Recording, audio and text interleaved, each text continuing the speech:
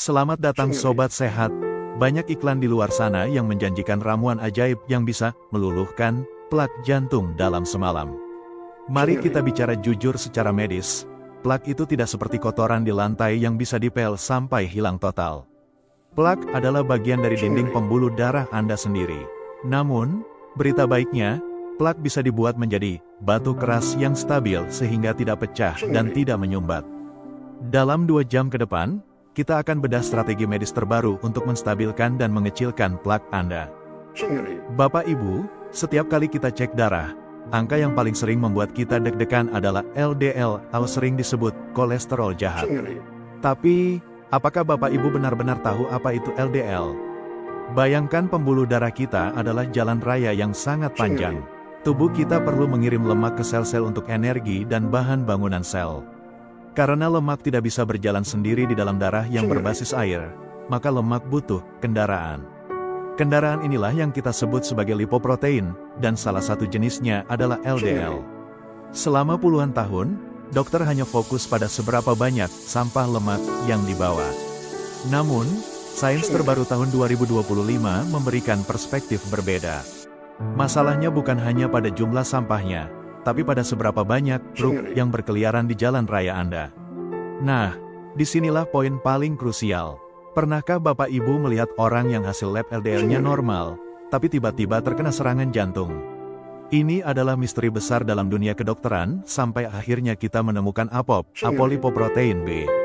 Analisis sederhana, setiap satu partikel kolesterol jahat, baik itu LDL, VLDL, atau IDL, memiliki tepat satu buah kunci bernama APOP. Jadi, jumlah APOP adalah cara paling akurat untuk menghitung seberapa banyak jumlah kendaraan berbahaya yang ada di darah Anda. Mengapa APOP lebih bahaya dari LDL biasa? Ukuran kecil yang mematikan.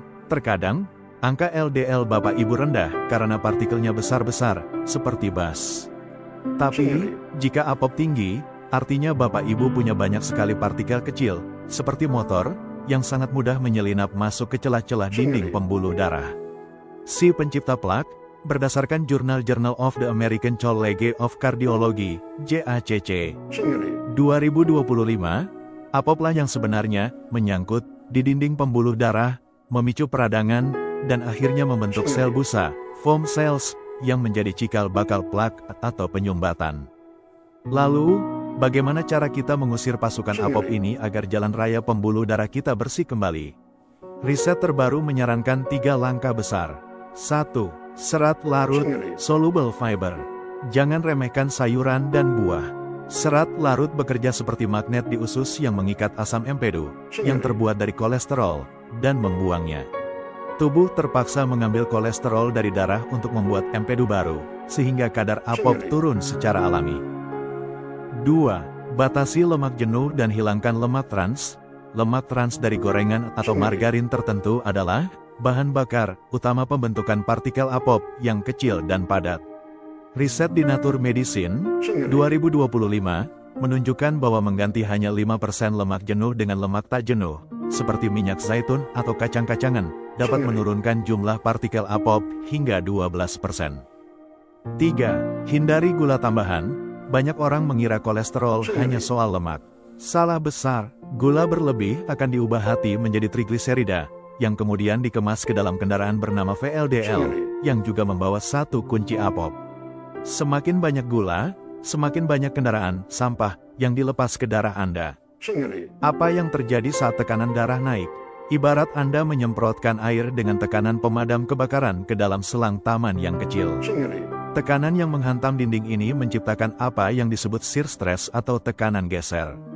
Berdasarkan jurnal Hypertension, AHA, 2025, tekanan yang terus-menerus ini membuat lapisan endotel tadi mengalami luka mikroskopis. Ia menjadi kasar, meradang, dan kehilangan kemampuan memproduksi nitrik oksid, gas ajaib yang seharusnya membuat pembuluh darah Anda melebar. Begitu lapisan pelindung ini lecet, itulah momen di mana kolesterol jahat, LDL dan APOP, melihat celah untuk menyelinap masuk dan membangun kerak atau plak. Banyak orang bertanya, "Dok, kolesterol saya tinggi tapi kok teman saya yang kolesterolnya sama malah lebih sehat?" Jawabannya ada pada tekanan darahnya. Jika tekanan darah Anda normal, pembuluh darah Anda licin seperti kaca. Kolesterol hanya akan lewat begitu saja. Tapi jika Anda hipertensi, pembuluh darah Anda seperti aspal yang retak-retak. Sampah lemak akan sangat mudah tersangkut di retakan itu. Studi terbaru dalam European Heart Journal 2025 mengonfirmasi bahwa tekanan darah tinggi yang tidak terkontrol mempercepat proses kalsifikasi pembuluh darah. Artinya, pembuluh darah Anda yang tadinya elastis seperti karet, berubah menjadi kaku dan keras seperti pipa paralon. Inilah yang kita sebut sebagai pengapuran pembuluh darah. Begitu pipa itu kaku, tekanan darah akan semakin naik lagi, dan ini menjadi lingkaran setan yang mematikan. Lalu, bagaimana cara kita menambal, lecet, di pembuluh darah ini? Kabar baiknya, endotel kita bisa diperbaiki. Berikut adalah solusinya berdasarkan riset terbaru. Keajaiban kalium, potasium, bukan hanya mengurangi garam, natrium, tapi Anda harus menambah kalium. Kalium berfungsi sebagai penawar natrium. Berdasarkan jurnal The Lancet, 2025, kalium membantu otot pembuluh darah untuk rileks secara instan. Konsumsi pisang, kentang rebus dengan kulitnya, atau alpukat setiap hari. Aktivitas nitrik oksid, olahraga zona 2, jalan kaki cepat atau bersepeda santai, di mana Anda masih bisa mengobrol tapi napas agak berat, adalah cara terbaik merangsang pembuluh darah memproduksi nitrik oksid. Zat ini akan menyemen kembali lapisan endotel yang lecet. Magnesium untuk lentur pembuluh darah.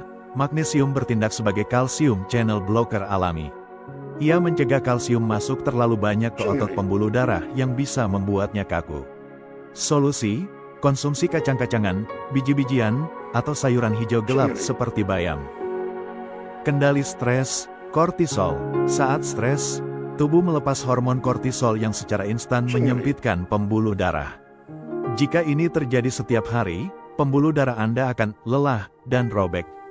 Meditasi atau sekadar napas dalam 5 menit setiap pagi terbukti secara klinis menurunkan tekanan darah sistolik hingga 5-8 mm raksa.